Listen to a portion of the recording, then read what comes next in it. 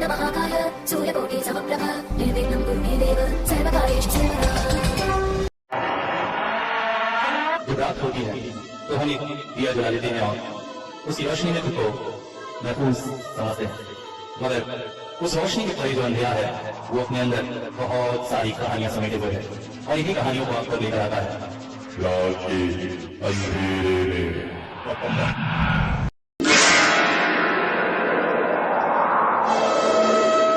Hello, नमस्कार, आदाब, सत श्री अकाल, गुड इवनिंग दोस्तों। कैसे हैं सभी? फिर से पूछना पड़ता ही है हर बार, और आशा करता हूँ हर बार की तरह सभी अच्छे होंगे। दोस्तों, आज लेके आया हूँ आप लोगों के लिए कुछ खास, जी हाँ, कुछ खास। ब्रह्म स्ट्रोक, ये नाम हम में से हर कोई पहचानता है।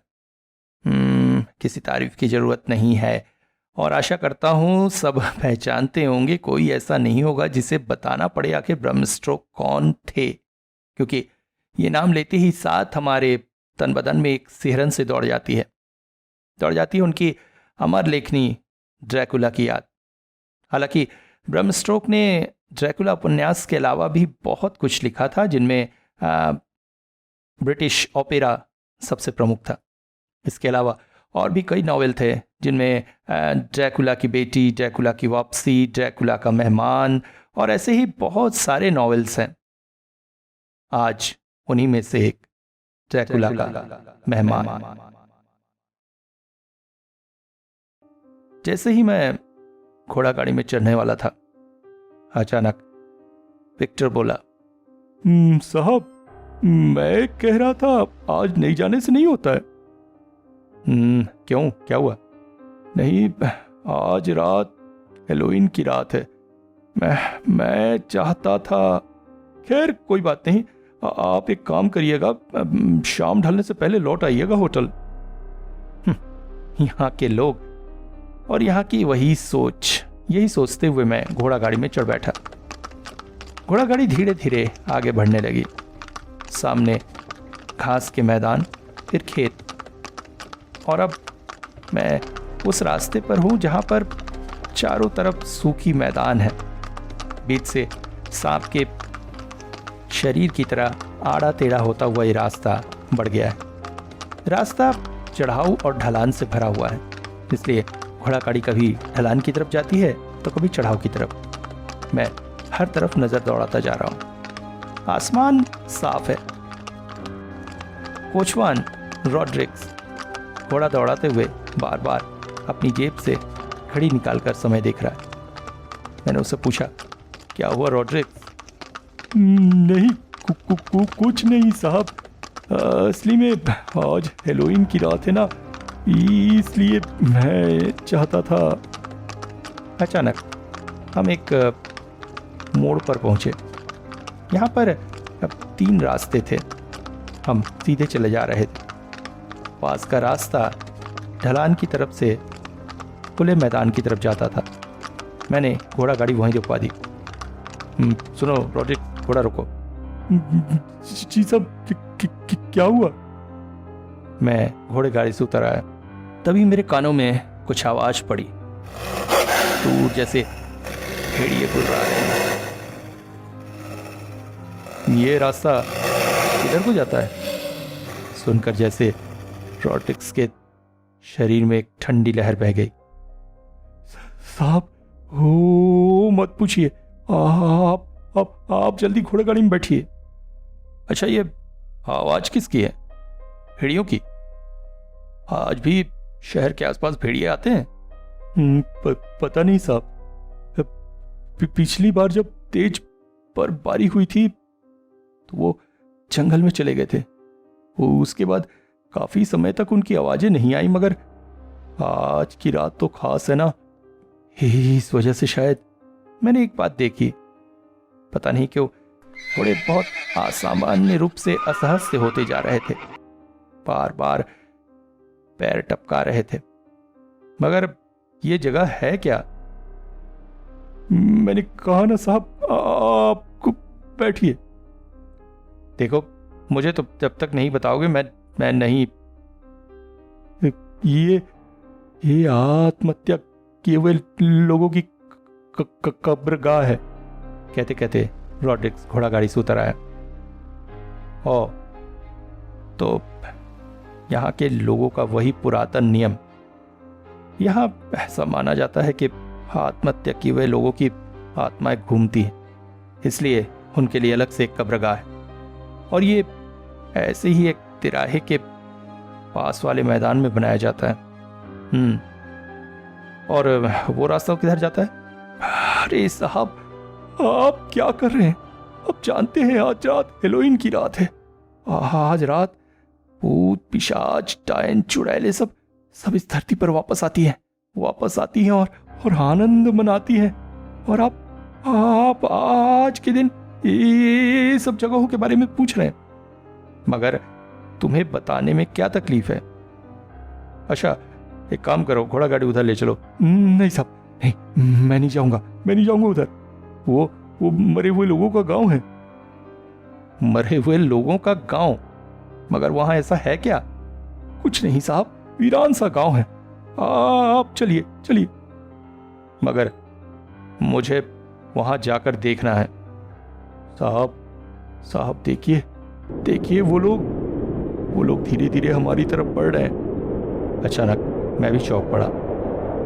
अभी तक जो आसमान पूरी तरह से सूखा था, उसमें बादल दिखाई देने लगे। साहब, वो बर्फ की चादर ओढ़े धीरे धीरे बढ़ रहे हैं। रात बढ़ेगी तो उनका तांडव बढ़ेगा। आप आगे जाएंगे तो चलिए, नहीं तो लौट चलते हैं। अचानक घोड़े असामान्य रूप से उत्तेजित हो रहे थे।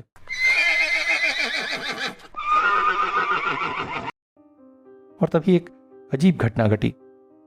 रॉड्रिक्स घोड़ा गाड़ी में चढ़ गया और घोड़ा गाड़ी आगे की तरफ बढ़ा दी। मैं चौंक पड़ा। अरे ये क्या? ये मुझे छोड़कर चला जाएगा क्या? मैं तेज कदमों से घोड़े गाड़ी की तरफ आया। रॉड्रिक्स, उस गांव में ऐसा क्या है जिससे तुम और तुम्हारे घोड़े इतने डर रहे हो?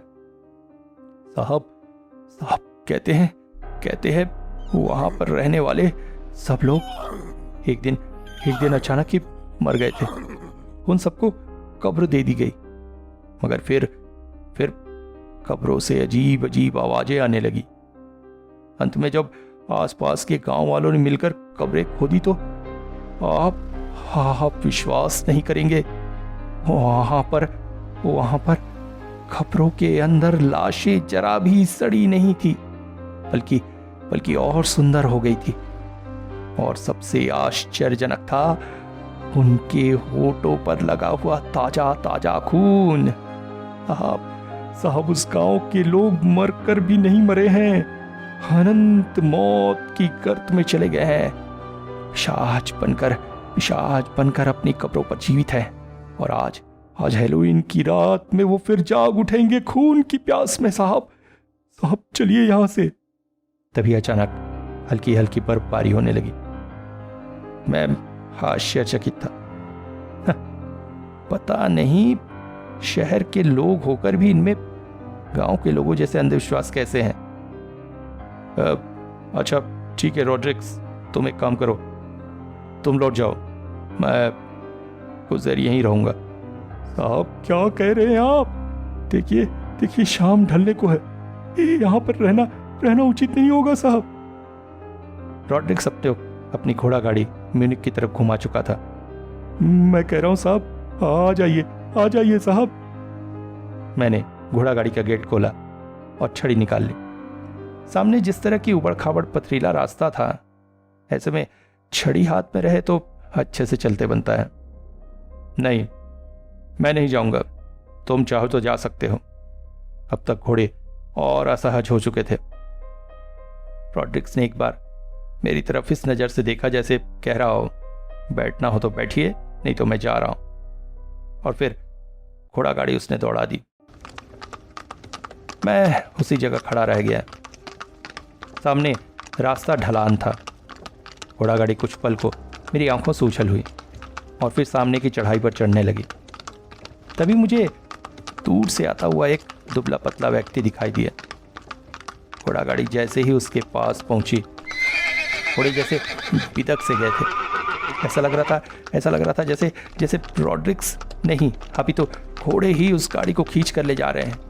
घोड़े रॉड्रिक्स के नियंत्रण से बाहर हो चुके हों, मगर उस आदमी को देखकर ऐसा, अब घोड़ा गाड़ी मेरी नज़रों से ओझल हो चुकी थी और आश्चर्यजनक तौर पर वो आदमी भी शायद ढलान में उतरकर आसपास के किसी मैदान की तरफ मुड़ गया हो। मैं धीरे धीरे आगे बढ़ने लगा। अब बर्फबारी तेज हो चुकी थी, आसमान में बादल भी गरज रहे थे, ठंड बढ़ चुकी थी। मैंने हैट पहन रखा था, मगर उसके बाद भी बर्फ के कण मेरी आंखों को ढक रहे थे। मैं धीरे धीरे पथरीले रास्ते को पार करता हुआ गांव की तरफ बढ़ चला। अचानक आसमान में आए काले बादलों ने शाम को ही रात जैसा बदल दिया था। आसमान से बर्फबारी बंद हो चुकी थी, मगर बादलों का जो रूप था वो बता रहा था कि शायद तेज बारिश या तूफान आए। मैं कुछ देर को अपने फैसले पर सोचने लगा, क्या मुझे रॉड्रिक्स के साथ म्यूनिख लौट जाना चाहिए था या यहां रुककर मैंने अच्छा किया, पता नहीं। अब तक दूर के उन भेड़ियों की आवाज और तेज हो चुकी थी। ऐसा लग रहा था जैसे वो पास आते जा रहे हैं। तभी अचानक आसमान से तेज ओले बरसने लगे। ओले बुलेट की तरह मेरे शरीर को लग रहे थे। मैं खुद को बचाने के लिए आसपास जगह ढूंढने लगा और एक पेड़ के नीचे खड़ा हो गया। हालांकि यहाँ पर खड़ा होकर मैं खुद को ठीक से बचा नहीं पा रहा था। मुझे खुद पर थोड़ा गुस्सा भी आ रहा था।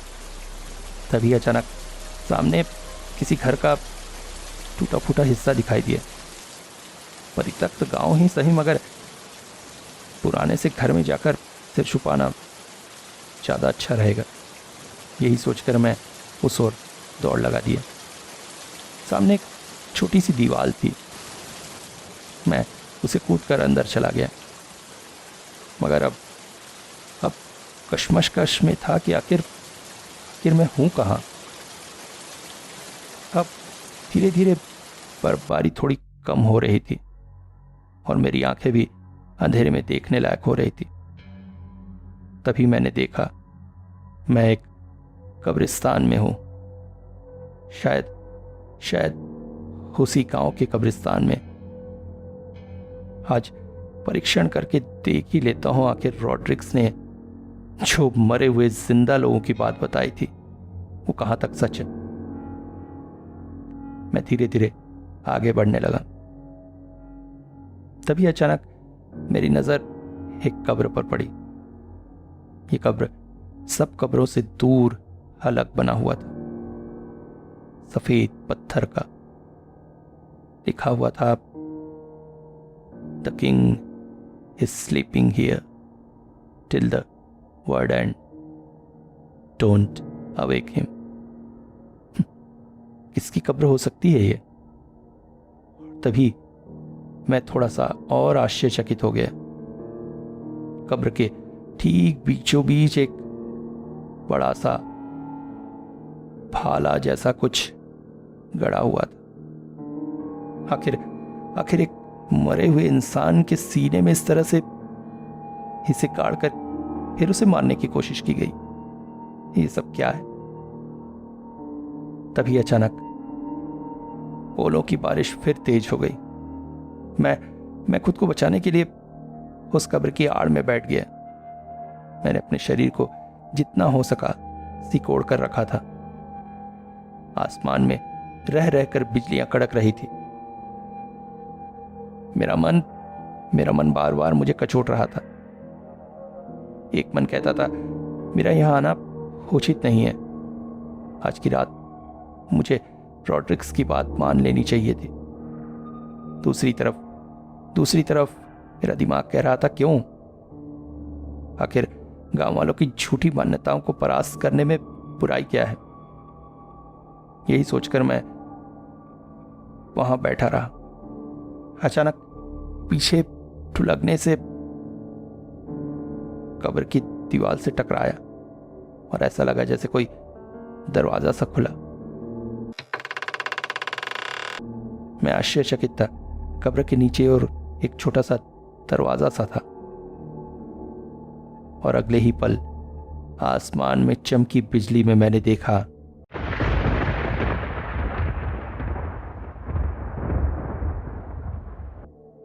कब्र के ठीक ऊपर एक लड़की लेटी हुई है। असाधारण सुंदर वो लड़की ओलों की बारिश में भी बिना किसी हरकत के ताश सी उस कब्र के ऊपर लेटी हुई थी। मैं चुपचाप आश्चर्यचकित सा उसे देख रहा था। तभी अचानक एक और बिजली कड़की और वो बिजली आकर गिरी ठीक उस भाले नुमा चीज पर जो कब्र के ऊपर खड़ी हुई थी।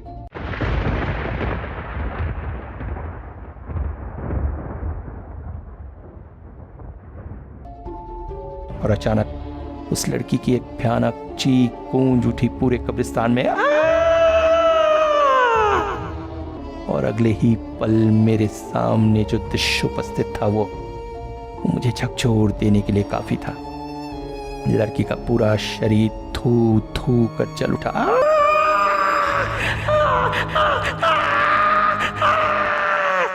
उसकी भयानक और मर्मांतक चीख से पूरा कब्रिस्तान गूंज उठा था। मैं समझ नहीं पा रहा था ये सब मेरे साथ वास्तव में हो रहा है या मैं उठकर दौड़ने की कोशिश करने लगा। तभी ऐसा लगा जैसे मैं जिस घास पर चलकर आया हूं इस वक्त मैं वहां पर नहीं हूं। अभी तो मेरे पैरों के नीचे है चिपचिपी लिजलिजी दलदली जमीन।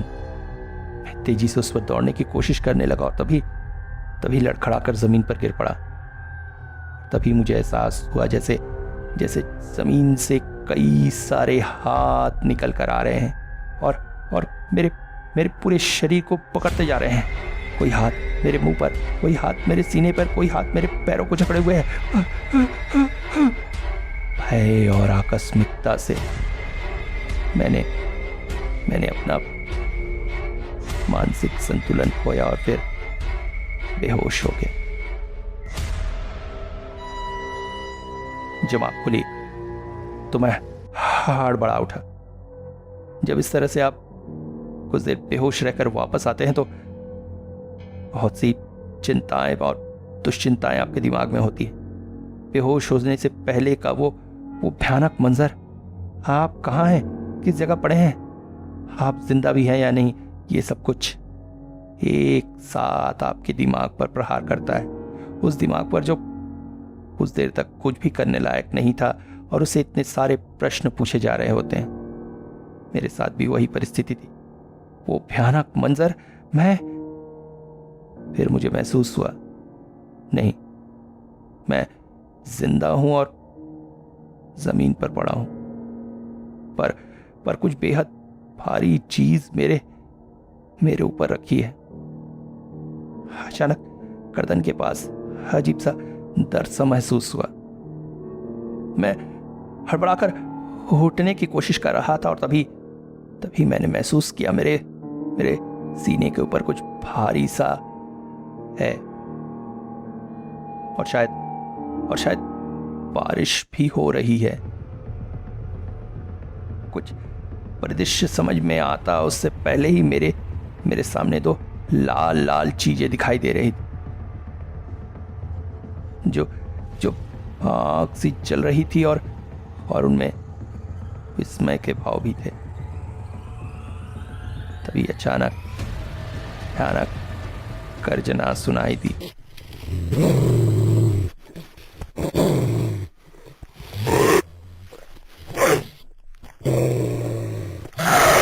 और समझ में आया इस वक्त मैं जीवित तो हूं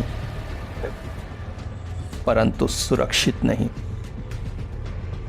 मेरे सीने पर पांव रखकर खड़ा है एक विशाल काय भेड़िया। की आकृति दूसरे भेड़ियों के मुकाबले बहुत ज्यादा है।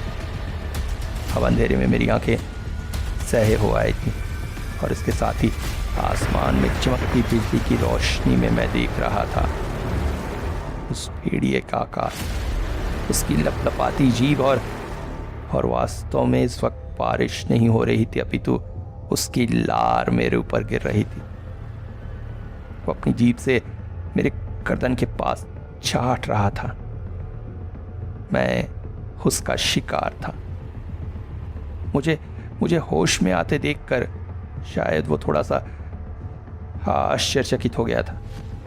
पहले उसने सोचा था अच्छा खासा शिकार हाथ लगा है, मगर अब शिकार को जीवित देखकर वो थोड़ा सा विस्मित और निराश भी हुआ था। अचानक ही उसके दोनों पैर मेरे सीने पर थे। भयानक हुंकार भरी उसने। मैं अब साक्षात मृत्यु को अपने सामने देख रहा था। मैं क्यों यहाँ आया मुझे समझ में नहीं आ रहा। और सबसे आश्चर्यजनक बात थी भेड़िए का आकार। जहाँ तक मुझे पता है इतने बड़े आकार के भेड़िए म्यूनिक के आसपास नहीं मिलते हैं। तभी अचानक दूर से घोड़ों की टापों की आवाज सुनाई दी।